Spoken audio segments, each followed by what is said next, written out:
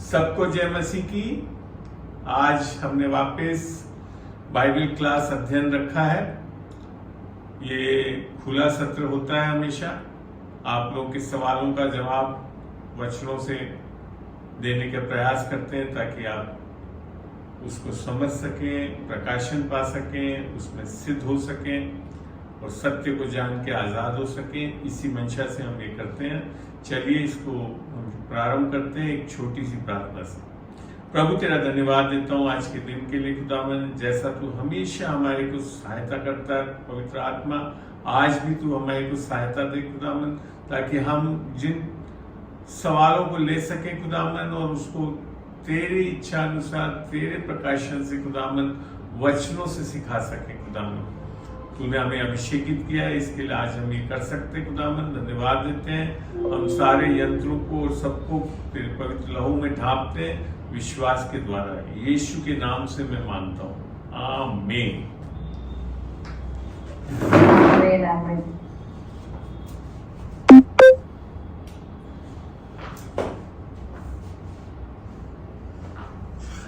चलिए अब किरण, आपने कुछ पूछना था जो बताया ताकि वो भी रिकॉर्डिंग में आए, फिर उसके बाद जय मसीह की। सबको जय मसीह की, सबको जय मसीह की।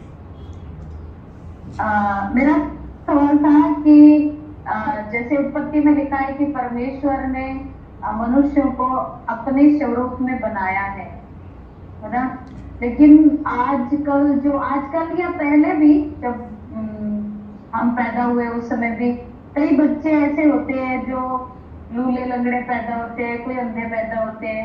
तो परमेश्वर ने जब आदम को बनाया था तो मेरे ख्याल से हमने पढ़ के देखा, वहां पर तो कोई कमी नहीं थी उसके अंदर, और परमेश्वर निसंदेह उससे मिलता था, बात करता था, बहुत प्यार भी करता था।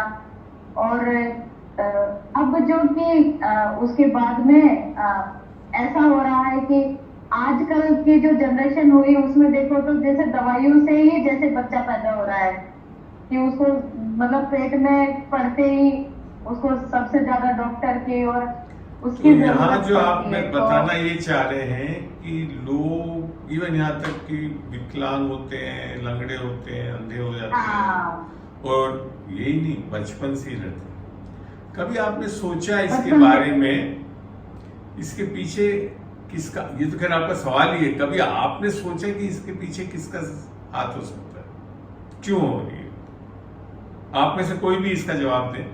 ज्योति, गायत्री, रेखा, जो इन्होंने सवाल पूछा है, तो आप क्या सोचते हैं इसके पीछे क्या कारण हो सकता है?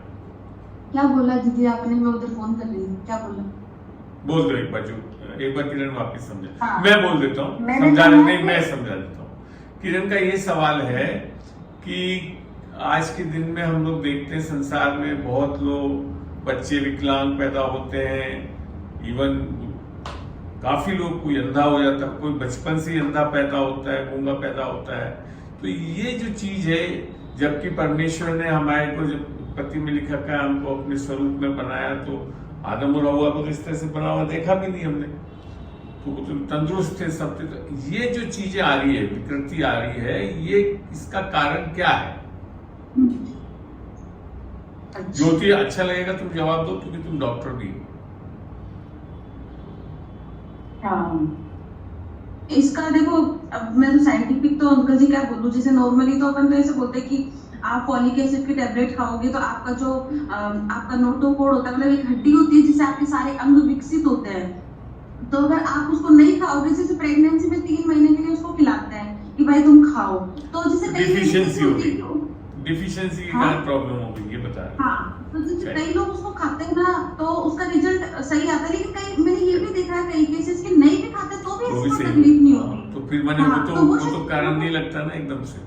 हाँ, तो वो तो मुझे कारण नहीं लगा। Good good good good. और कोई चीज? एक अंकल था, हाँ, एक बाइबल में लिखा हुआ ना कि एक वो बाइबल में एक अंधा था जो कितने साल से अंधा था, और उन्होंने यूहन्ना 9 में है, यूहन्ना 9 में, उसका उदाहरण से मैं समझाऊंगा भी आज। तुमने सही चीज तो उन्होंने क्वेश्चन करा कि प्रभु हाँ, क्यों, तो उन्होंने कहा कि मेरी महिमा तेरे द्वारा हो। तो ये तुमने तो एक बात को बता ही दिया, तो अब उसके हिसाब से बताओ तो ये क्यों हुआ वो अंधा? उसमें लिख रखा है वो जन्म से अंधा था। तो चेलों ने बोला ये इसके पाप से या इनके माँ बाप के पाप से ही अंधा हुआ? तो यीशु मसीह बोला नहीं, है ना। वास्तव में सोचो, जो बंदा जन्म से अंधा है तो ऐसा क्या पाप कर दिया जिससे अंधा पैदा हो? जब जन्मा ही नहीं तो पाप से तो अंधा हुआ ही नहीं। फिर वो लॉजिक समझ रहे हो वहां पे कि जब वो जन्मा था तभी अंधा था, तो जन्म से पहले तो क्या कर सकता था वो? तो फिर क्या कारण है? सवाल ही मैं बोलूं, चेलों ने सवाल ही गलत पूछा। जब जो बंदा बोला जा रहा है कि जन्म से अंधा था, तो जन्म से पहले क्या करने वाला था जिससे अंधा हुआ? कुछ नहीं कर सकता था, है ना। लॉजिक ही है। तो फिर क्या कारण है? चलिए इसको हम समझते हैं।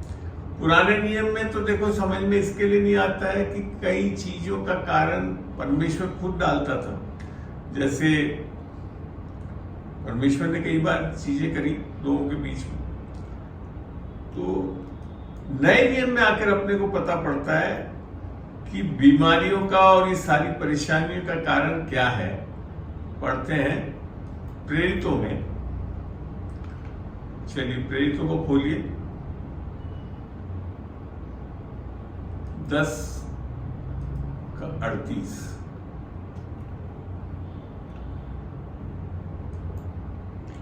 यहां क्या लिख रखा है? परमेश्वर ने किस रीति से यीशु नासरी को पवित्र आत्मा और सामर्थ से अभिषेक किया, वे भलाई करता और सबको ध्यान दीजिए, और सबको जो शैतान के सताए हुए थे अच्छा करता फिरा, क्योंकि परमेश्वर उसके साथ था। तो यहां हमको उत्तर मिलता है बाइबल से कि ये जो सारी चीजें हो रही है किसके कारण हो रही है?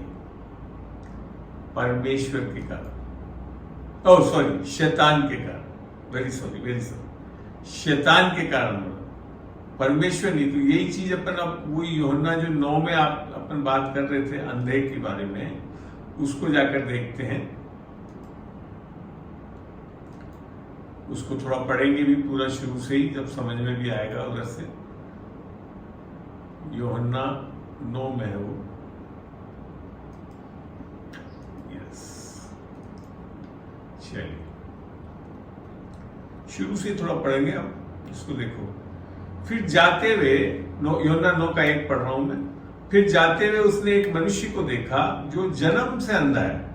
ठीक है ना, ऐसा नहीं है कि पैदा हुआ फिर कुछ करा और फिर अंधा हुआ, वो जन्म से अंधा है। और उसके चेलों ने उससे पूछा, हे रब्बी, किसने पाप किया था कि ये अंधा जन्मा, इस मनुष्य ने? तो मैंने जैसे आपको समझाया कि वो क्या करा होगा उसने, जब जन्मा ही नहीं, उसके पहले से होते ही बंधा है, तो उसके कुछ करने से तो नहीं हुआ हो, या उसके माता पिता ने।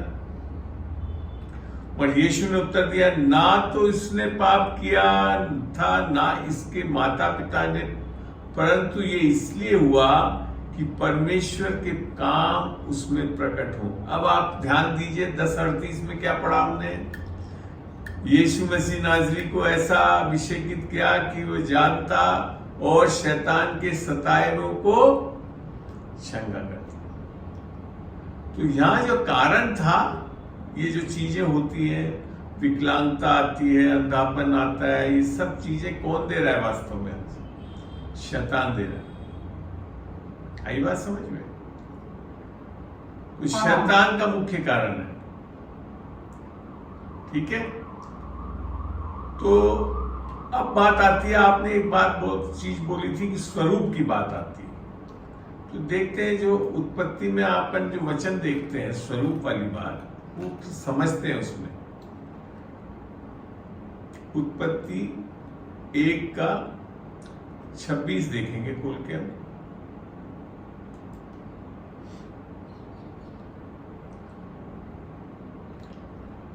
यहां लिखा है, फिर परमेश्वर ने कहा हम मनुष्य को अपने स्वरूप के अनुसार अपनी समानता में बनाए। दो चीज लिखी हुई है यहां पे, अपने स्वरूप और अपनी समानता में बनाए, ठीक है। और फिर लिखा है और वे सब ये सब चीजें हुई। फिर आगे फिर ये भी लिखा है तब परमेश्वर ने अपने स्वरूप में मनुष्य को रचा, अपने ही स्वरूप में परमेश्वर ने मनुष्य की रचना की, नर और नारी के रूप में उसने मनुष्य की सृष्टि की, क्रिएशन करी और स्वरूप में रचा। तो बाइबल को अगर देखें तो परमेश्वर का स्वरूप कैसा बताया है वचन में। अभी थोड़ी देर के लिए छोड़ दीजिए यीशु मसीह जो पृथ्वी पे आया उसको अभी भूले थोड़ी देर, वचन से देखते हैं और यूहन्ना में ही चलते हैं हम वापस 4:24 करते हैं।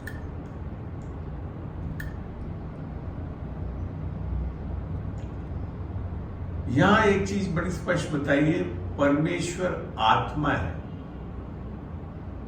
परमेश्वर शरीर नहीं है। बात समझ, परमेश्वर आत्मा है और अभिषेक। तो यहां पे बताया हुआ परमेश्वर का जो स्वरूप क्या है वो आत्मिक व्यक्ति है जो दिखता भी नहीं है एक तरह से, है ना।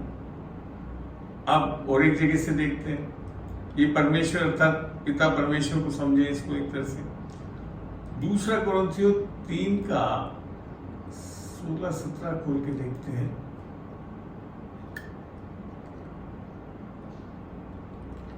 दूसरा कोरिन्थियों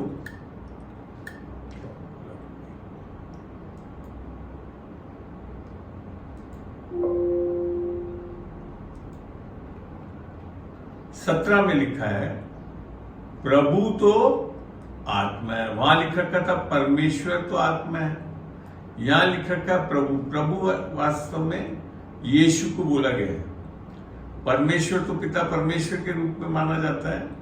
बाइबल में बहुत जगह जब प्रभु आ रहा है तो प्रभु तो यीशु मसीह के लिए लिख रखा, पुत्र के लिए लिखा हुआ, तो ये भी आत्मा है। तो बेसिक स्वरूप क्या है परमेश्वर का? आत्मा है ना।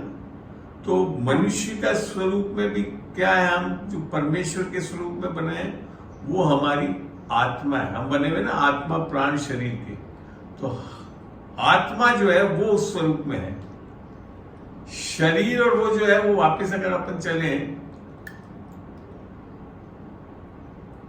उत्पत्ति में ही चलते हैं, ध्यान से मैंने इसको समझो इन बच्चों से। उत्पत्ति 1 का वापस 26-27 में जा रहे हैं।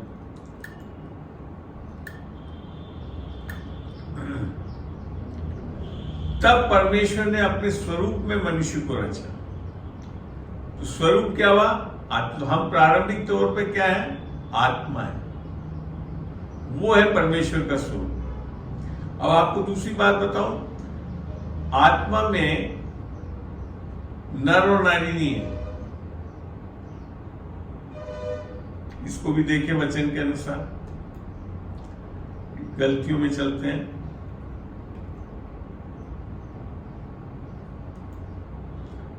गलतियों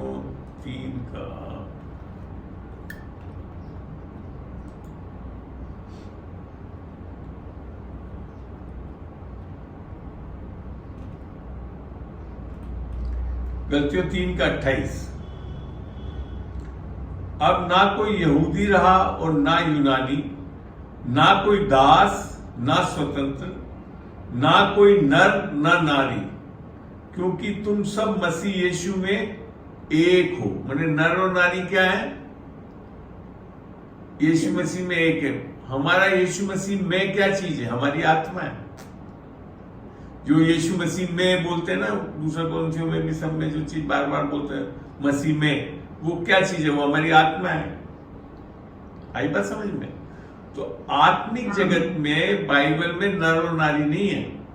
इसके लिए जब वापिस हम उत्पत्ति को जाकर देखते हैं और अब और समझते हैं, उसको आगे बढ़ेंगे फिर वहां से। उत्पत्ति 1 और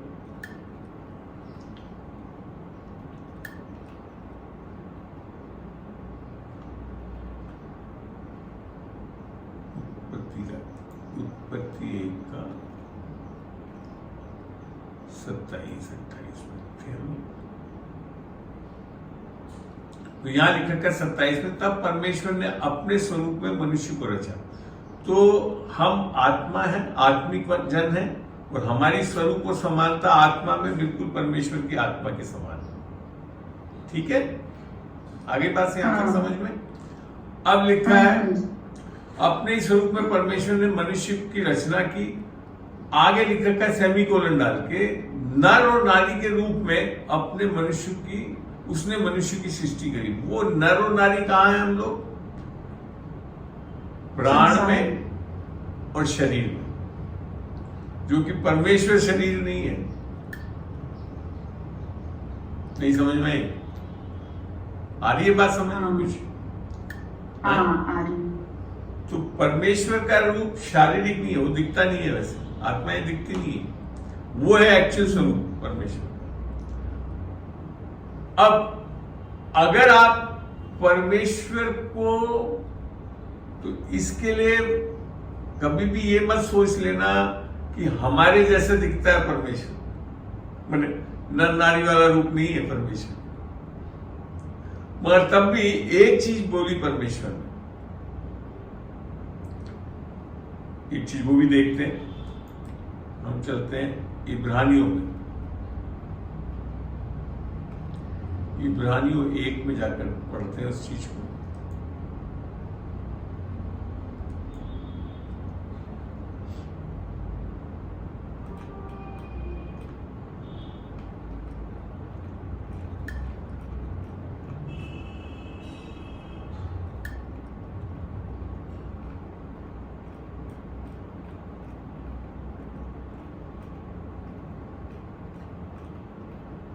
एक्सप्रेस इमेज हो गया।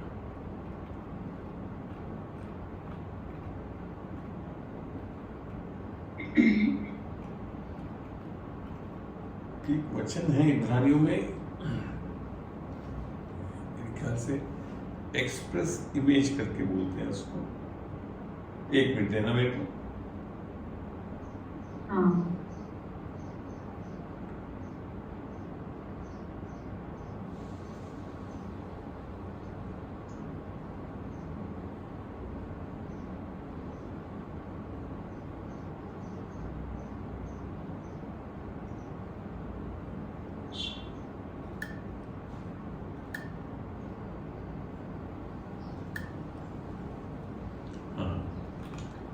इब्रानियों 1:3 में लिखा ही हूं,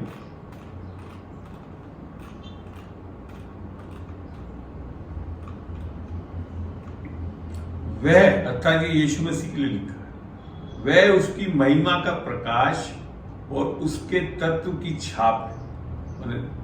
जैसा परमेश्वर हो, यीशु मसीह उसकी बिल्कुल छाप है।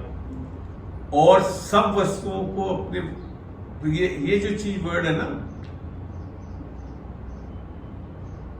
इंग्लिश में लिखा है he is perfect imprint and image of God. अगर शरीर के रूप में देखना चाहते हो परमेश्वर को, तो वो केवल यीशु मसीह के रूप में दिखता है। ये बात समझ में? है ना? जी हाँ। तो ये है इसका मतलब। अगर कोई व्यक्ति परमेश्वर को स्वरूप के रूप में शरीर में देखना चाहे, तो वो कैसा है? यीशु मसीह। यीशु मसीह परमेश्वर है। यीशु मसीह में कोई विकलांगता नहीं है, कुछ भी नहीं है उसमें। मगर हर कोई मनुष्य का जो स्वरूप, जो शरीर वाला स्वरूप है, वो परमेश्वर का नहीं है वास्तव में। अब यीशु मसीह में भी ये क्यों ऐसा है? क्योंकि यीशु मसीह को 2 रूप में जाना जाता है, परमेश्वर का पुत्र और मनुष्य का पुत्र। तो मनुष्य का पुत्र तो उसका शारीरिक रूप है, ठीक है, मगर परमेश्वर का पुत्र उसका अलौकिक रूप है। उसमें वो शरीर नहीं है, वो परमेश्वर की तरह ही है, यहां तक कि वो स्वयं त्रिएक परमेश्वर है। और वास्तव में परमेश्वर त्रिएक है, मतलब तब भी एक परमेश्वर है। ये सब चीजें आपको मैं बता तो रहा हूं, समझो इसको। और इसको पूरा समझोगे कब? जब जाकर ऊपर मिलोगे उससे।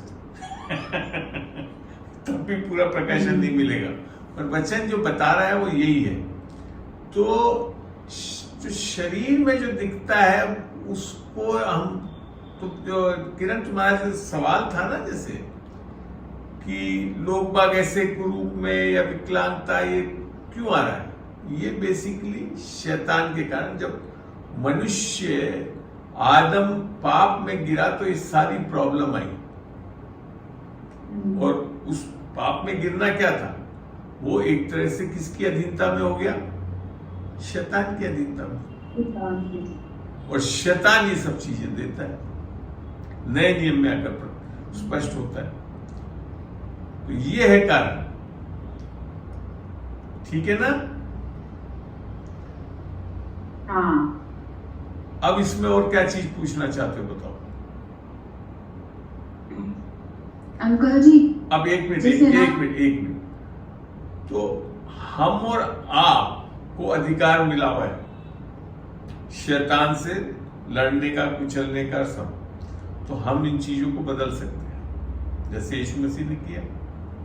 क्योंकि यीशु मसीह ने बोला ना, एक जब पहला यूहन्ना 2 में देखते हैं, एक मिनट बेटा आपका सवाल लेता हूं मैं, इसको थोड़ा पूरा समाप्त करूं। तो जैसे यीशु मसीह नाज़री को परमेश्वर ने अभिषेकित करा, ऐसे ही हमको भी परमेश्वर ने उसी अभिषेक को दिया है। तो हम जाकर मत्ती 10:1 में भी लिख रखा ना, 10:8 में, जाओ लोगों को चंगा करो, दुष्ट आत्मा को निकालो, तो वो अधिकार हमारे पास भी, हम कर सकते। तो यहाँ ये पहला यूहन्ना 2:6 में लिखा, जो कोई ये कहता है कि मैं उसमें बना रहता हूं, उसे चाहिए कि वे स्वयं भी वैसे ही चले जैसे यीशु मसीह चलता था। अब इससे भी बढ़कर एक चीज और बताऊंगा, जिससे आप बहुत खुश हो जाएंगे और समझ जाएंगे और इसको विश्वास करने लगेंगे, तो वैसे ही चलने वाले होगा। तो परमेश्वर वास्तव में जब यीशु मसीह के क्रूस पे किए गए कार्य के कारण हमको क्या देने आया है, ये भी समझे। मैं ले रहा हूं 2 पत्रस 1 में 1 से पढ़ा रहा हूं। शमौन पत्रस की ओर से, जो यीशु मसीह का दास और प्रेरित है, उन लोगों के नाम जिन्होंने हमारे परमेश्वर और उद्धारकर्ता यीशु मसीह की धार्मिकता कैसे मिल रही है, दान में मिल रही है, विश्वास से, धार्मिकता से हमारा जैसा बहुमूल्य विश्वास प्राप्त किया है। आमीन। ये वही बहुमूल्य विश्वास है जिससे इस पत्रस महोदय ने प्रेरितों के 3 अध्याय में, जब यूहन्ना और पत्रस गए उस मंदिर के, वहां पे तो जो लंगड़ा पड़ा था, जब वो भी कहां से था, जन्म से लंगड़ा था, और उसको खड़ा कर दिया। कौन था, क्यों लंगड़ा था? परमेश्वर ने नहीं करा था, शैतान ने किया था। तो हमारे को 2 उदाहरण मिले ना, यीशु मसीह ने उस अंधे को ज्योति दे दी, और यहां पे पत्रस और यूहन्ना से तो हम और आप भी इस शैतान ने जो कर रखा है, सारा खेल संसार में, इसको हम बदल सकते हैं। आमीन। तैयार हो जाओ। अब मैं आगे वो ले रहा हूं, ये तो एक चीज है। परमेश्वर के और हमारे प्रभु यीशु की पहचान के द्वारा अनुग्रह और शांति तुमसे बहुतायत से बढ़ती जाए। फिर लिख रखा है, क्योंकि उसके ईश्वरीय सामर्थ्य ने सब कुछ जो जीवन और भक्ति से संबंध रखता है, हमें उसी की पहचान के द्वारा दिया है, जिसने हमें अपनी ही महिमा और सद्गुण के अनुसार बुलाया। बुलाएगा नहीं लिख रखा, बुला लिया है मैंने। फिर आगे क्या लिखा है,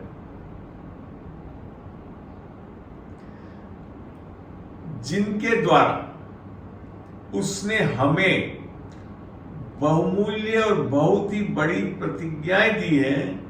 ये सारी प्रतिज्ञाएं बाइबल में आ गई, ये हमको दी गई है, ताकि इनके द्वारा तुम उस सराहट से छूटकर जो संसार में बुरी अभिलाषाओं से होती है, कैसा स्वभाव पाओ? ईश्वरीय स्वभाव के सहभागी हो जाओ। यीशु मसीह कैसे चला? ईश्वरीय स्वभाव में। आप और हम भी उसी स्वभाव में बना दिए गए। जब भी तो यीशु मसीह बोला जो काम मैं करता था उससे भी बढ़कर तुम करने वाले हो। आप लोगों को मैं बता रहा हूं, अभी तक समझ नहीं आई है इस वचनों को पढ़ने से। सही में देखो हमको बनाया क्या है परमेश्वर ने यीशु मसीह को भेज के। इंग्लिश में देखो लिख रखा है ना, divine nature, sharers and partakers of divine nature, अलौकिक। ये इवन यहां पे शब्द ईश्वरीय नहीं होना चाहिए, तो परमेश्वरीय स्वभाव होना चाहिए। हिंदी ट्रांसलेशन गलत है। जैसा परमेश्वर का स्वभाव है वैसे हैं इस संसार में। आमीन। यीशु मसीह जैसे हैं। अगर इसको और देखना चाहो तो एक और जगह से देखते हैं। अभी ज्योति तुम्हारा मैं अभी सवाल दूंगा। पहला यूहन्ना 4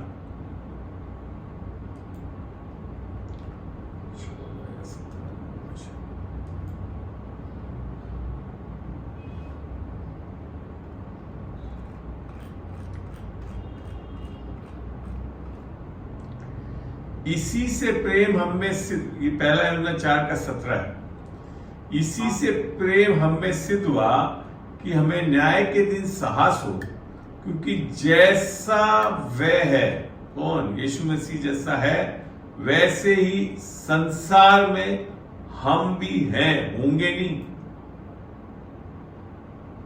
हैं। हेलो हेलो हेलो हेलो, समझ रहे हो? किरण, अभी तो आप लोग हमारे तो कान में दर्द हो गया। ये सब चीजों से ऊपर उठो। आपको यीशु मसीह ने ऐसा स्वभाव दे दिया है जो परमेश्वरीय स्वभाव है। जैसा वो चलता था वैसे चलने वाले हो सकते हैं। आमीन। तो इसके लिए मेरे को अब 1 साल हो गए हैं अपन अन्य भाषा में प्रार्थना करके। अभी भी जो आप लोग जब ये खाली इतनी सी गवाहियां देते हो ना, मेरा दर्द ठीक हो गया। मेरे को मजा नहीं आता। नहीं, बहुत गवाही है, बहुत ज्यादा। मैं आपको बताऊं, इन गवाहियों में अब मेरे को कोई मजा नहीं आता। मेरे को मजा जब आया जब यीशु मसीह के सामर्थ्य चीजों को दर्शाने वाले हो। जब जाओ आप कोई, और मैं अपने आप को भी शामिल कर रहा हूँ। मैं भी अभी तक वो चीजों को नहीं कर पा रहा हूँ जिसमें बाइबल बता रही हो। ये सब मेरे को अभी इस साल में कई 2-4 महीने में मैंने इन वचनों को समझा है। इतना सामर्थ्य बनाया है हमको परमेश्वर। अब समझ में आया क्या स्वरूप है? हम बना दिया, लिख रखा है इसमें, बनाएगा भी नहीं लिख रखा, बना दिया। चलो ज्योति, अब बताओ क्या पूछना चाहते थे? हाँ, जैसे ना अंकल जी, ऐसे जब हम बच्चे ही थे, छोटे थे, तो ऐसे मम्मी पापा से सुनते थे ना, क्योंकि सब अलग अलग धर्म से आए ना, सब इसी में तो है नहीं। तो है ना, उनने सुना है कि जब भगवान जी का ज्ञान होता है ना, जब अपन करते हैं, ध्यान करते हैं, उनका ये मानना है, तो अपन को एक ज्योति के रूप में परमेश्वर का आभास होता है, ज्योति प्रकट होती है अपने अंदर। तो जैसा कि वचन में भी लिखा है कि मैं जगत की ज्योति हूँ। 1 मिनट, अभी तुम लोग के पास, सबके पास टॉर्च, वो मोबाइल है ना? अभी एक्सपेरिमेंट करके दिखा देता हूँ तुम लोग। सब लोग अपना मोबाइल उठा लो। इसके लिए ज्यादा फंडा नहीं चाहिए, अभी बता देता हूँ। करो, खोलो मोबाइल और उसका टॉर्च ऑन करो। कर लिया ऑन सबने? सबने करा है ना? अब इसको रखो, ये टॉर्च दिख रहा है, मैंने सामने रख रखा है, बिल्कुल सामने, आंखों के सामने रख लो इसको लगातार देखते रहो थोड़ी देर तक। मैं जब तक बोलूं देखते रहना, ठीक है? मैं जब तक बोलूं देखते रहना, फिर आपको आंख बंद करने के लिए बोलूंगा, तब आंख बंद करना। देखते रहिए। अब आंखें बंद कर लीजिए। आपको ज्योति दिख रही है ना अभी भी? दिखी ना? हाँ बोलो भाई, और थोड़ी देर लंबा देखोगे ना, दिख जाएगी चलो ज्योति। चलो तीन ज्योतियां दिख रही थी मुझे, तो आंख बंद करते ही 3 मोबाइल लेके बैठी थी जो। तो ये कोई बहुत बड़ा चीज नहीं है ध्यान, ये है ये ध्यान। आप अगर किसी, मेरे को एक बार, ये सबसे पहले एक बार एक बंदा आया था मेरे पास जो एस्ट्रोफिजिक्स को जानता था, उसने जीसस की एक फोटो लिया है मेरे यहाँ पे कमरे में, उसको रख के बोला आप सामने, मेरे सामने पकड़ा, उसको कहा थोड़ी देर तक इसको देखते रहो। मैं भी देखते रहा। उसने कहा बाबा आंख बंद कर लो, अब आपको जीसस दिख रहा है ना? देखिए ये आपकी मेंटल क्षमता है, जो आप इमेज को थोड़ी देर देखते रहोगे तो वैसा ही आप अमूमन देखने लगोगे।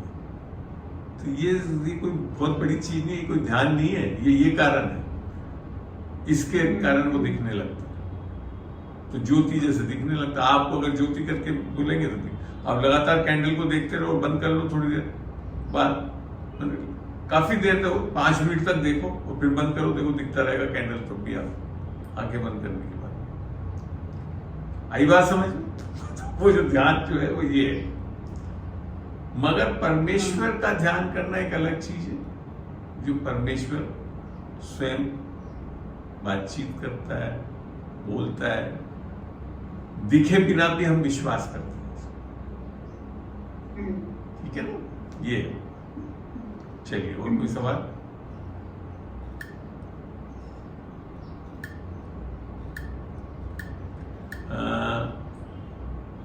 विजय, आपका कोई सवाल था ना, जो मेरे को किरण बता रही थी? विजय खोलो। हाँ विजय, पूछिए आपका क्या सवाल? जी हाँ, बोले।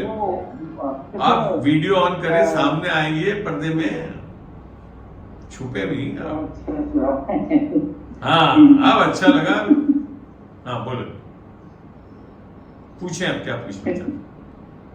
जैसे मूसा के टाइम पे वो महामारी आई थी। महामारी नहीं थी, महामारी नहीं थी पहली बात। चलो हाँ बता। हाँ, सांपों ने काटा और उसको बोला गया, तो वो देखते कहाँ लिखा हुआ है, उसको पहले देखते हैं बाइबल में कहाँ लिखा हुआ है। डंडे पर रखा वो। चलिए वो समझ गया। वो वाक्य जो है वो गिनती में है, निर्गमन में नहीं, गिनती में है। गिनती 21 में होना चाहिए, मेरे को यहाँ तक ध्यान है, 21 का 9। गिनती 21 का 9। अतः मूसा ने पीपल का एक सांप बनवाकर खंभे पर लटकाया, तब सांप के डसे में से जिसने उस पीतल के सांप की ओर देखा वे जीवित बच गए। यही ना? ठीक है, इसी के बारे में पूछ रहे हो ना? इसको थोड़ा ऊपर से पढ़ते हैं पहले। जी हाँ, ऊपर से पढ़ के देखते हैं इसको। क्या मेरा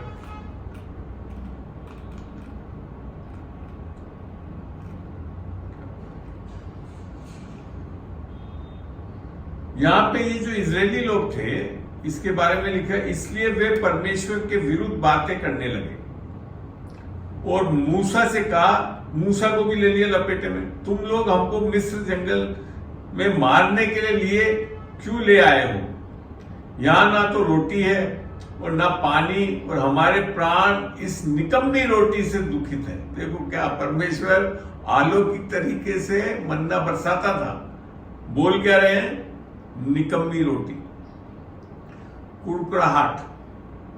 इस चीज को 1 कोरिन्थियों 10 में लिखा हुआ भी है, जैसे उदाहरण के तौर पे कि जैसे वे कुड़कुड़ाए तो बहुत लोग मर गए।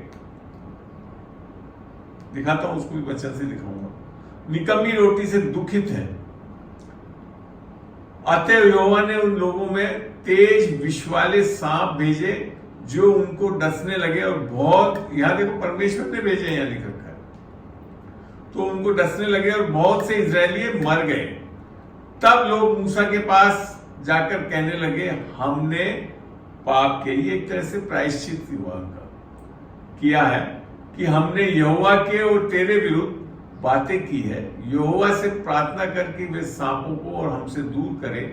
तब मूसा ने उसके लिए प्रार्थना की और तब परमेश्वर ने बोला मूसा को कि तुम एक सांप की प्रतिमा बनाकर खंभे पर लटकाओ, तब जो सांप से धंसा हुआ उसको देख ले वे जीवित बचेगा।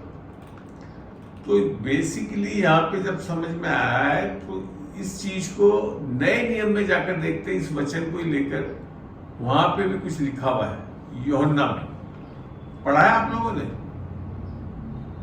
पढ़ा है क्या किसी ने? हेलो, पढ़ा है एक जगह में पढ़ा है। वहां कैसे लिखा है देखते हैं वहां पे।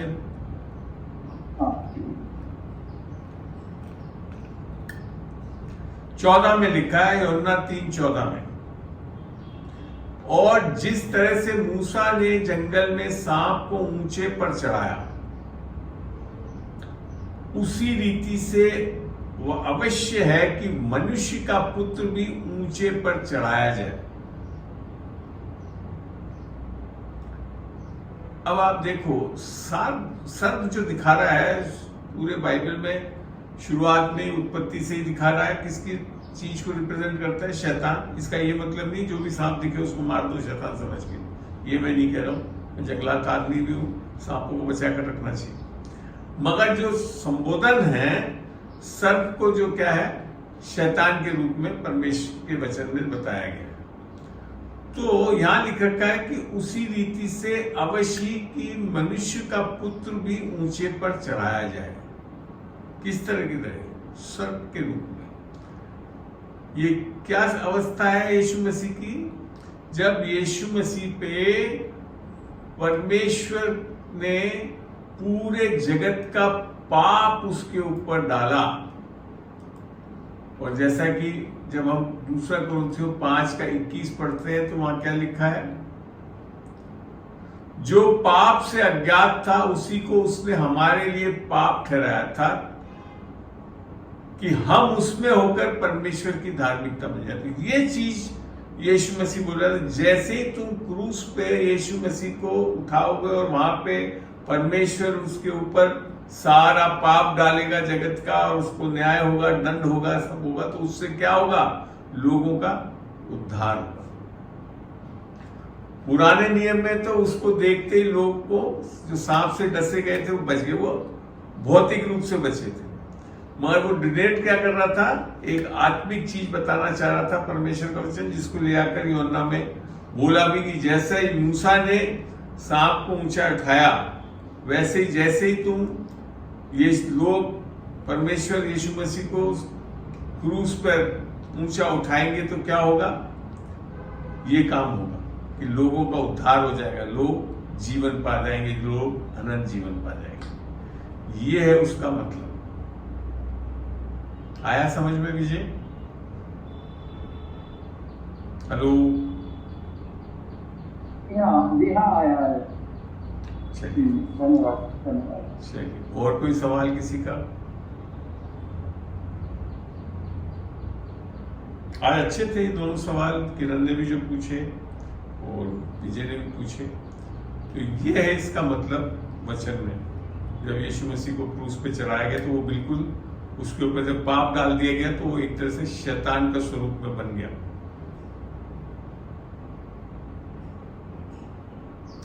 देखो, पापों के लिए तो कोड़ेगा है, मगर जब उसको श्राप हो रहा था ना, एक शैतान वाली जो चीज, वो एक पाप 2 प्रकार से बाइबल में बताया गया है। पाप को एक तो है संज्ञा के रूप में, नाउन के रूप में, और क्रिया के वर्ब के रूप में। जो क्रिया है उसमें वो एक तरह से एक व्यक्तित्व बताया गया। तो शैतान जो था उसने कब्जा कर लिया था मनुष्य को, उससे छुड़ाने के लिए उसका स्वभाव में आना पड़ा परमेश्वर, तब जाकर हमको छुड़ा पाए। विजय भैया का एक और सवाल था। जी बोले। उन्होंने पूछा कि हमें जो एक प्रसाद होता है, जैसे हमने किसी देवताओं के चढ़ाया अच्छा। हुआ है, कि वो खाना चाहिए या नहीं खाना चाहिए। चलो उसके बारे में बाइबल से समझते हैं इस चीज को। हाँ, चलते हैं पहला कुरिन्थियों 8 में।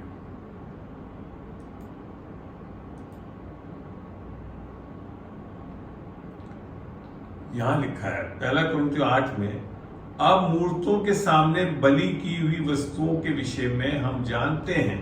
देखिए बड़ा अच्छा लिखा है। पौलुस क्या बोल रहा है? हम जानते हैं कि हम सबको ज्ञान है, ज्ञान घमंड उत्पन्न करता है, परंतु प्रेम से उन्नति होती है। ठीक है। फिर क्या लिखता है? यदि कोई समझे कि मैं कुछ जानता हूं तो जैसा जानना चाहिए वैसे अब तक नहीं जानता। थोड़ा सा ध्यान से पढ़े वचन को, मैं समझाऊंगा। परंतु यदि कोई परमेश्वर से प्रेम रखता तो उसे परमेश्वर पहचानता है।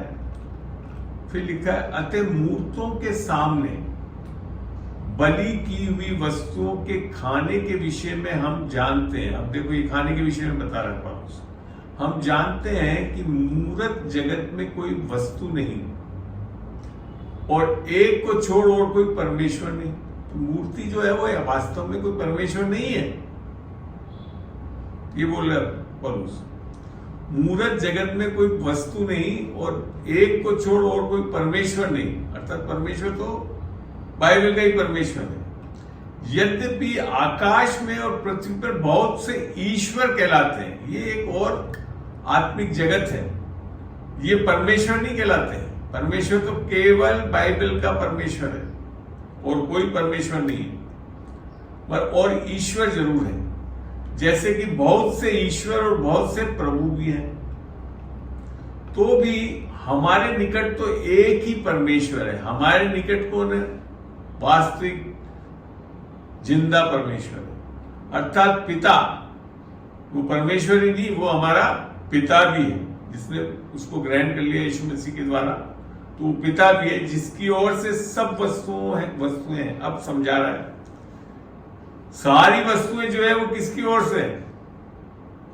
इवन यहां तक जो प्रसाद है वो सब भी किसकी ओर से है बनाया हुआ? बोलो भाई। पिता जिसकी ओर से सब वस्तुएं हैं और हम उसी के लिए हैं, और एक ही प्रभु है अर्थात यीशु मसीह, जिसके द्वारा सब वस्तुएं हुई। बनाने वाला कौन है सारी वस्तुओं को? परमेश्वर। ठीक है, यीशु मसीह ने बनाया, ये लिख रखा है। और हम, परमेश्वर बिल्कुल सही है, और हम भी उसी के द्वारा हैं। परंतु सबको ये ज्ञान नहीं, ये एक प्रॉब्लम शुरू हुई। क्योंकि हम अभी तक चले हैं, कोई धर्मों में चले हैं, प्रसादों को पाना है, फलाना है, ये सब चीजें हमने इस संसार से सीखा है।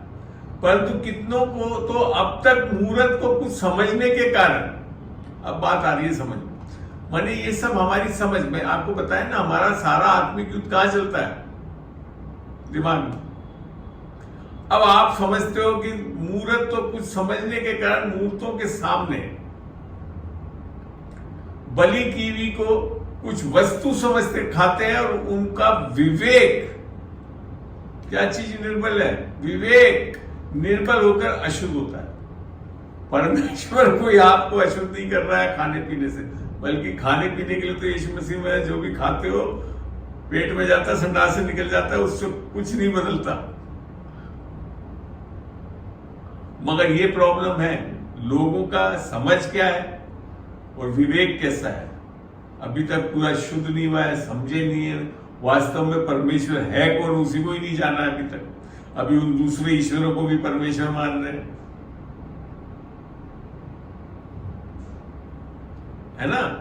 अब देखो आगे चल के मैं और भी बताता हूं, सुनो उसको पूरे को। आगे फिर लिखा, भोजन हमें परमेश्वर के निकट नहीं पहुंचाता।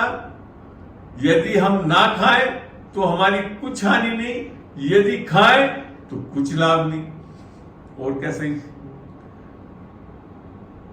अरे भाई समझ में आ रहा है कुछ बात? हाँ आ रही है। बिल्कुल बिल्कुल बिल्कुल आ रही है। आई समझ में? फिर क्या लिखा हाँ, आगे?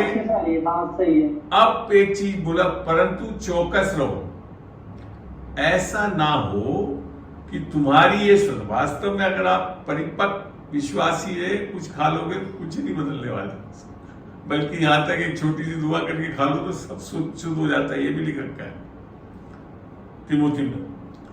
तुम्हारी ये स्वतंत्रता कहीं निर्बलों के लिए ठोकर का कारण ना, इसके लिए ध्यान देना जरूरी है। नए विश्वासी आपके साथ हो, कोई कुछ हो जिन्होंने ये सब चीजें अभी तक पूरी तरह से समझा नहीं है, तो उसके लिए क्या लिख रखा है आगे, क्योंकि यदि कोई तुच्छ ज्ञानी को मूरत के मंदिर में भोजन करते देखे और वह निर्बल जन हो, अर्थात विवेक से कमजोर हो, ये सारी समझ जो ऊपर समझाई ये नहीं है, तो क्या उसके विवेक में मूरत के सामने बलि की हुई वस्तु के खाने की साहस ना हो जाए? वो फिर क्या खाएगा? अभी भी उसको प्रसाद के रूप में मान के खाएगा। वो गलत है।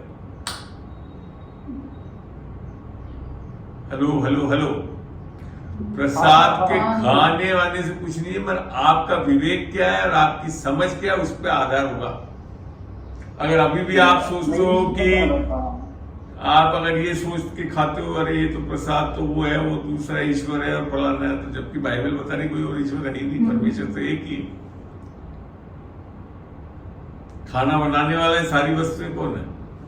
और एक चीज और बताऊं आपको, अगर ये सोच रहे हो कि भोग लगी हुई चीजें नहीं खानी है, तो आपको मैं एक चीज बताऊं, आप अपने साथ कौन है वो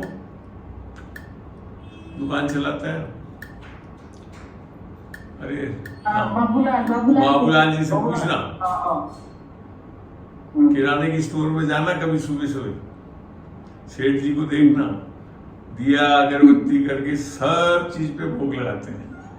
नहीं करते हुए उन्होंने नहीं वो नहीं कर रहे हैं बाबा, वो नहीं कर रहे हैं। उनसे पूछना, वो जानता है, मैं इतना जानता हूँ, उदाहरण वही कह रही हूँ, वो जानता है, मैं इसके लिए बोल रहा हूँ। उससे पूछ के देखना, सब पे भोग लगता है, दिया अगरबत्ती होती। तो विजय लॉरेंस जी, आपके घर में जो आटा ला रहे हो, आप दाल ला रहे हो, सब चढ़ा हुआ है कहीं ना कहीं। आगे बात समझ में, तो फिर तो कुछ भी नहीं खा पाओगे। आगे बात समझ में, कहीं ना कहीं भोग लगा हुआ है। वो बेचारा जिस खेत में जब उसने बोया उस अनाज को, तो भोग लगा रखा है। आई बात समझ में है? अब समझ में आया? गुड मॉर्निंग या गुड इवनिंग हो रही।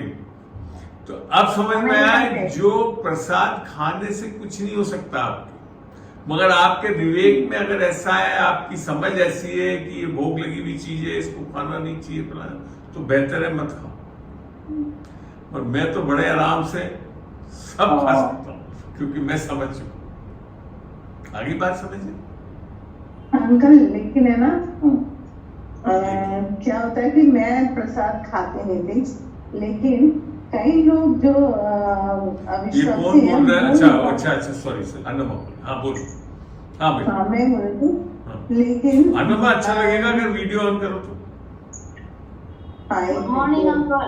Good morning Seema, just a minute. या अब बोलो हाँ अन्नमा बोलो। हाँ मैं कहती कि लेकिन क्या हो रहा था कि सब लोग ये मतलब ध्यान दे रहे थे कि अनमा नहीं खाते प्रसाद है, तो कभी कभी इसलिए वो है ना मेरे प्रति थोड़ा सा वो वाली भावना रखते थे, क्योंकि कभी मुझे मौका मिलने पे उनको सुसमाचार सुनाने का वो मिलता था, तो वो जो है वो सोचते थे कि भाई जब ये हमारी चीजों को एक्सेप्ट नहीं करती, तो हम क्यों एक्सेप्ट? बिल्कुल सही बोला, हम क्यों एक्सेप्ट करें? तो आपको मैं यही बता, हाँ और बोले। कई बार मुझे ये हो रहा था, हालांकि खाने से कोई नुकसान नहीं होगा, लेकिन फिर भी मैंने कहा कि क्यों, क्या जरूरत है, लेकिन ऐसे लोगों के सामने फिर मैं खा लेती हूँ। खा लेना चाहिए था, बहुत अच्छा करा। और अभी दिखाता हूँ आपको वचन से पौलुस क्या बोलता है इसके बारे में।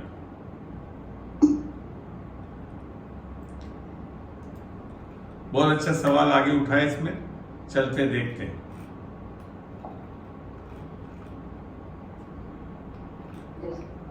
go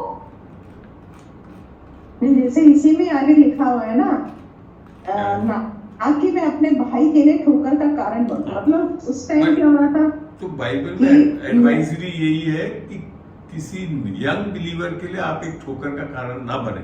बेहतर है मत खाएं उसके सामने, नहीं तो उसके अंदर उसका विवेक कमजोर होने के कारण वो गिर सकता है। ठीक है ना, यही समझाया है इसमें। एक जगह से मैं आपको जो आपने अभी बात बोली है उसको मैं समझाता हूं।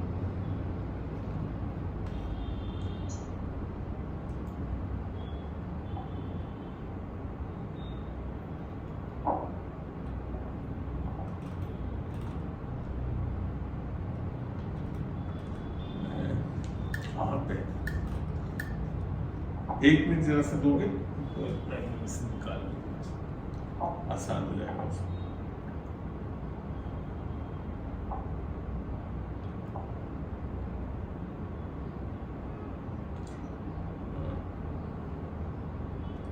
पहला कुरिन्थियों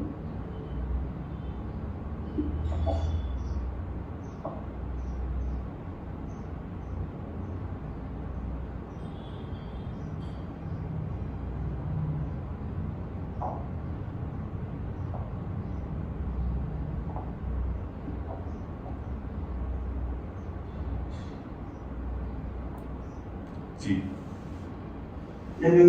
पहला कुरिन्थियों 10 खोल रहा हूं मैं जी। कुछ कौन बोला, ये बोलना चाह रहा है?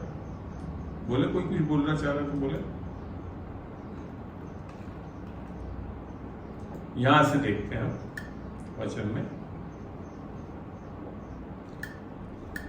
ये पौलुस बोल रहा है पहला कुरिन्थियों 10:31 में, इसलिए तुम चाहे खाओ चाहे पियो चाहे जो कुछ करो, सब कुछ परमेश्वर की महिमा के लिए करो। ठीक है, तुम ना यहूदियों ना यूनानियों और ना परमेश्वर की कलीसिया के लिए ठोकर का कारण ना बनना। कुछ भी करो मगर कोई ठोकर का कारण ना बनना, माने कॉशन रख के करना है हमको। फिर क्या लिखा है, जैसा मैं भी सब बातों में सबको प्रसन्न रखता हूं। अन्नमा जी, आई बात समझ में? प्रसन्न रखता हूं और अपनी नहीं परंतु बहुतों का लाभ ढूंढता हूं कि वे उद्धार पाए। आई बात समझ में? तो मौका है ये, आप अन्य जाति में आपको एक अच्छा मौका मिलता है कि आप इस चीज को करके उन लोग को सुसमाचार बता सकते हो। लेकिन मैंने जो सोचा था, हालांकि मैं कभी कभी खा लेती हूँ, लेकिन मैंने सोचा था कि भाई लोग पूछेंगे, मतलब लोग नोटिस करते हैं फिर बोलते हैं, तो मैं एक तरह से कौन से लोग? कौन से लोग? ईसाई लोग? ईसाई लोग? ईसाई लोग समझाने का मौका मिला था कि भाई मूर्ति पूजा जो है वो गलत है और ईश्वर कौन है वो जानो। हाँ, तो देखो पौलुस यही तो समझा रहा है, मूर्ति वास्तव में कुछ नहीं है। अगर आप कुछ मानने लगोगे तो वैसा हो जाएगा आपके। मैं तो नहीं मानती।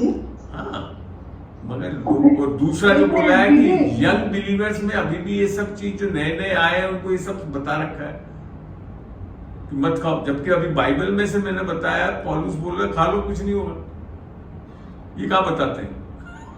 ये आपको हम लोग मसीह लोगों को कहाँ बताते हैं पौलुस की ये चीज पूरी? इसको समझाते कहाँ है? ये है बात समझने, मैच्योरिटी इन चीजों से तो है। बंद कर लेते हैं, फिर मैं बात करूंगी कुछ। बोलो, अभी उसके बाद बोलोगी। ये हो गया, समझ में आ गया? मैं और कुछ नहीं, मैं तो बता दिया। अब आपके हो सकते सवाल उठ रहे तो पूछे, इसमें जवाब दूंगा मैं आपको। मुझे नहीं क्लियर है, मैं तो दीदी से बात करना चाहिए।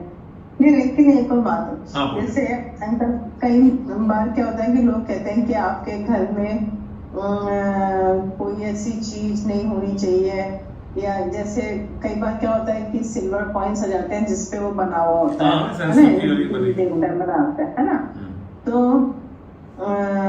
वो जो है वो घर में नहीं रखना चाहिए। वैसे कोशिश ही करते हैं कि नहीं रखा, लेकिन कभी क्या कि उसको देने या बेचने के लिए लेट हो जाता है, तो फिर हम तो मानते नहीं है कि वो भगवान है ना, हम तो नहीं मानते कि लेकिन जैसा कहते हैं कि नहीं रखना चाहिए, तो उसमें क्या सही है करना? वो उस वो समय- सही है, वो सही है।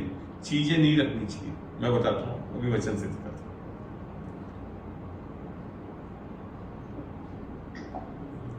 लेकिन जब हम नहीं मानते वो, मतलब उसमें कोई सामर्थ्य है, उनके ईश्वर में कोई सामर्थ्य नहीं है, नहीं, ऐसा तो नहीं है, उसका नहीं प्रभाव नहीं, पड़ेगा। समझो समझो इस चीज को। चीजों के साथ अभिषेक चलता है,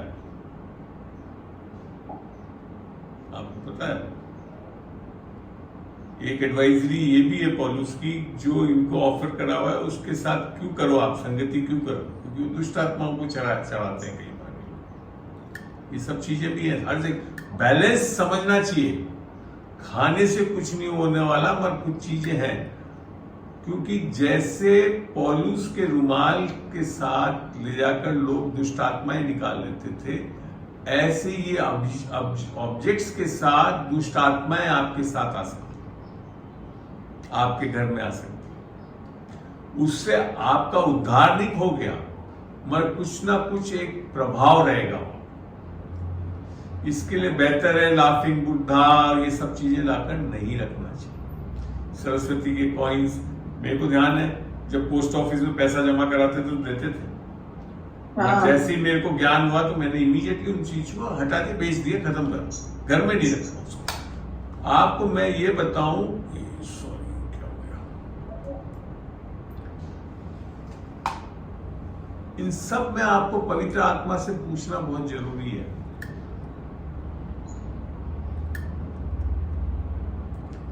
अब आपको एक चीज बताऊंगा, इजरायली लोग इजिप्ट के लोगों से सोना लेकर चले, परमेश्वर ने दिलाया उनको, पहने हुए थे सब, ठीक है ना। मगर जैसे ही एरन प्रीस्ट ने उसको उतरवा कर क्या बनाया, एक मूर्ति बनवाई, है ना। उसके बाद मूसा ने बोला उस सोने को चूर के नदी में बहा लो, रखना नहीं, जबकि दिलवाया था परमेश्वर ने। मगर जैसे ही उसका एक अभिषेक कर दिया तो वो गलत हो जाता है। तो चीजों में हमेशा ध्यान रखना कि हर चीज को लेकर नहीं रखना। ये कौन बोल रहा है बीच में, प्लीज बोले नहीं। विजय, विजय बंद करें। कर लो विजय भैया।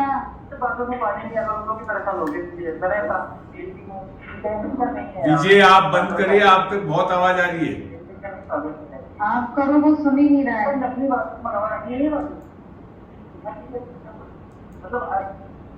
कर दिया मैंने, ठीक है ना। तो अनमा आपको समझ में आई ये बात, चीजों के लिए बना। ये मेरे को अभी एकदम से वर्ष नहीं दिखा, मोस्ट प्रॉब्ली ड्यूट्रोनोमी में है। जब ये सब करा भी था ना, तो बोला गया था कि इन ऑब्जेक्ट्स को लेकर मत आना, because they carry N anointing, anti anointing carry करते हैं। इसके लिए अवॉइड करना चाहिए। आपको बताऊं, कई ऑब्जेक्ट्स ऐसी चीजें, मेरे को मेरा एक एग्जांपल मैं बताऊं अपने यहाँ की। आप उससे मिले हुए, मेरे सैमसंग भैया से लास्ट टाइम अपने इसमें मीटिंग में भी आए थे ना, बैठे थे यहाँ पे मेरे पास, सैमसंग भैया करके, आप में से कोई नहीं होगा।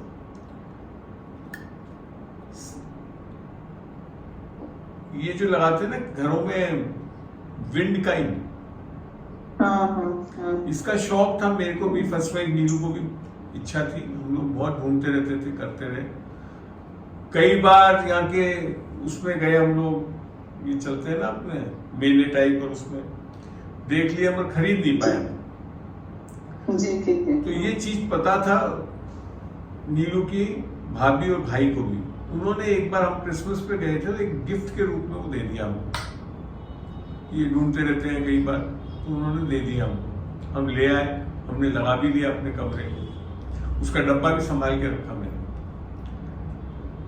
सैमसंग भैया आए जब, उन्होंने बोला आपके घर में नहीं होना चाहिए, एंटी अनॉइंटेड है। जब मैंने डब्बा उठाकर पढ़ा तो उसमें बड़ा स्पष्ट लिख रखा था, the Chinese people use it to invite spirits. यह है पर्पस उसका। अब समझ में आता है क्या पर्पस इन चीजों का। एक कब- मिनट में कुछ कहना चाह रही हूँ स्पीच में।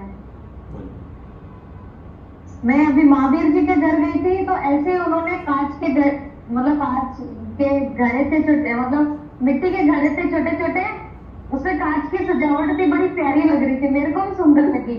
लेकिन फिर भी अंदर से मेरे को आवाज आई, ठीक है, तो मेरी बात ही बोली, मेरे को मेरी बात पूरा कर ले दो, जो आधी बात मैंने बोली उसको समझाने तो दो। तो ये चीज उसने बोली, और डब्बा उठाकर देखा तो उसमें ये लिखा हुआ था।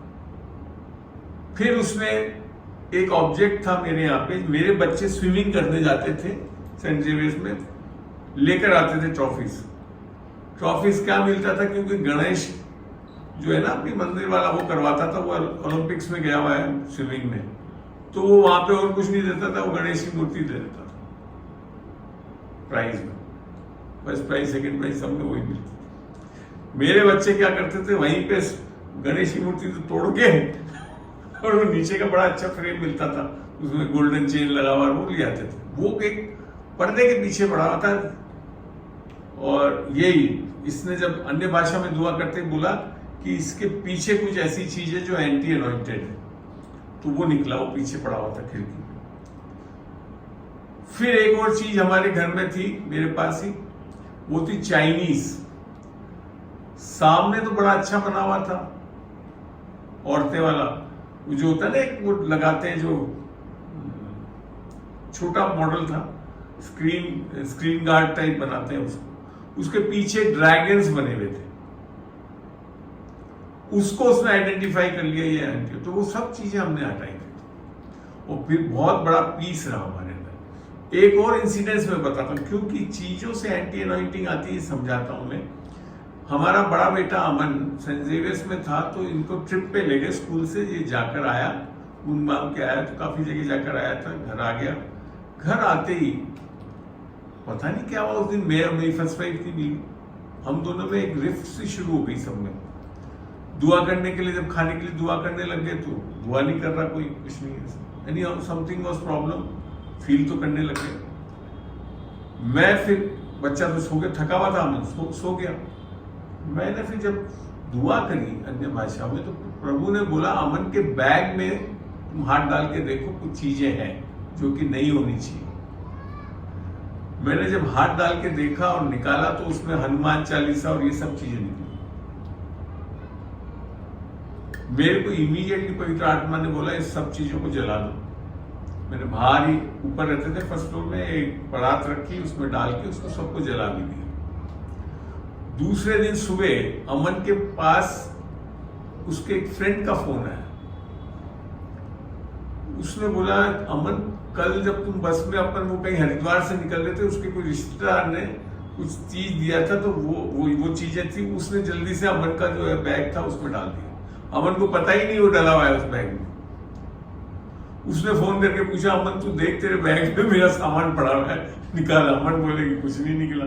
फिर अमन, मैं समझ गया, मैंने कहा क्या ढूंढ रहा है, मैंने कहा वो सब तो जला दिया। तो मैंने कहा उसको बोल दे भैया हमारे घर में ये सब चीजें अलाउ नहीं है। और मैं आपको बताऊं, जलाने के बाद हमारे घर में पूरे पीस आ गया, सारी प्रॉब्लम जो रात में शुरू हुई थी सब खत्म हो गई। तो ये सब चीजें मैंने अनुभव से देखा है। चीजों के लिए मैं बिल्कुल एडवाइस करता हूं, पवित्र आत्मा से पूछना चाहिए, नहीं लेते। इसी प्रकार से प्रसाद भी लेते हुए पूछ लो, पवित्र आत्मा मना करे तो मत खाओ। और वैसे खाने के रूप में कोई दिक्कत नहीं है। और खाने के रूप में मैं बता रहा हूँ, सारी चीजें चढ़ाई भी, इसके लिए ऐसे अगर करने लग जाओगे तो कुछ भी नहीं खा पाओगे। तो ये चीजों को समझाने, आशा करता हूं समझ में आया आप लोगों को, ये सब ठीक लग रहा है? हाँ अंकल जी, बहुत अच्छा लग रहा है।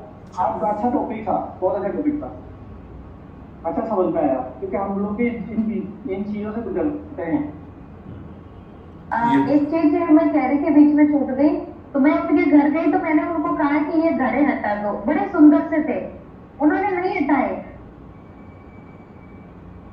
फिर हम यहाँ प्रार्थना कर रहे थे जूम मीटिंग पे, और अम्मा को प्रभु ने अगुवाई करा कि किसी के घर में ऐसी चीज पड़ी, तो मेरे को एकदम से वो चीज टच करी। और वो आए भी थे जूम मीटिंग में, मैंने उनको फोन करके पूछा कि आपने वो घड़े हटा दिए थे क्या? कहते नहीं हटाए। मैंने बोला अभी प्रभु ने बताया अम्मा को फिर उन्होंने उस समय हटाया और बिल्कुल, वो उसी दिखाया समय भी जो काम कर दिखाया रहे थे भी उसको छोड़ हमने। करके जुड़ गए। दिखाया भी फिर हटा हाँ भी दिखाया दिया। भी। ये है, ये सारी प्रॉब्लम्स है, रहता है। आती है। चलिए और कुछ पूछना तो बताएं, और नहीं तो फिर समय हो गया है काफी। हाँ, समय काफी हो हाँ, गया, सर। जब 1 घंटा ही हुआ है अभी। बोलो, अच्छा, कुछ पूछना चाहते हो? कोई कुछ पूछना चाहता है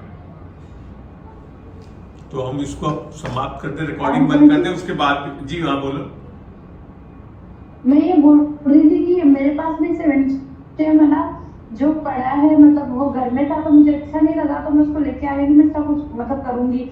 फिर आपने जब बताया ना कि इसको नहीं ऐसे लगाना चाहिए, ऐसा होता है, तो फिर मैंने उसको लगाया नहीं, पर वो मेरी अलमारी में पड़ा है, तो हटा मेरे को मतलब उसको हटा रखना भी नहीं चाहिए, जैसा भी आपने हटा ही बताया। दो उसको, हटा दो। हम्म। मेरे पास बहुत उदाहरण है, मैंने आंटी ने भी मिनिस्ट्री में करते हुए बहुत लोगों के घर में ऐसी चीजें दिखाई है, घड़ियों को और इसको देखा, जो एंटी अनॉइंटेड होते हैं, जो सही अभिषेक नहीं रहता, उसके कारण हाँ। देखो आपके उद्धार में कोई फर्क नहीं आएगा, मगर आपके इस माहौल में फर्क आएगा। हाँ। वो छोड़ो, मैं आपको बता दूं, आप एक घर में रहिए, 2 या 3 जन तो विश्वासी हो और बाकी लोग अविश्वासी हो, आपको पूरा माहौल में प्रॉब्लम दिखेगी, क्योंकि एंटी अनॉइंटिंग काम करता है।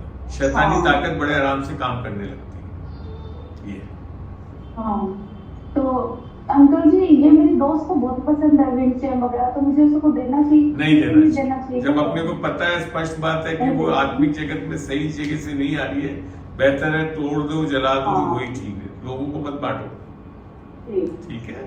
ठीक है अंकल। चलिए, हाँ चलिए अब दुआ करता हूँ मैं और समाप्त करता हूँ इसको। प्रभु तेरा धन्यवाद देता हूँ आज के दिन के लिए, इस सेशन, इस सभा के लिए। खुदावन तूने एक बहुत अच्छा मौका दिया है, बहुत चीजों का ज्ञान वचन से हम समझ सके, प्रकाशन पा सके, उसका धन्यवाद देते हैं खुदावन। आगे के दिनों में भी खुदावन ये बाइबल क्लासेस जिस प्रकार से हम कंडक्ट करते हैं, उस तरह से खुदावन लोगों के सवालों को हम वचन से सिखाने वाले हो सके, इसका हमेशा आपकी ओर ताकते हैं खुदावन, और जानते हैं तो सिखाएगा, समझाएगा।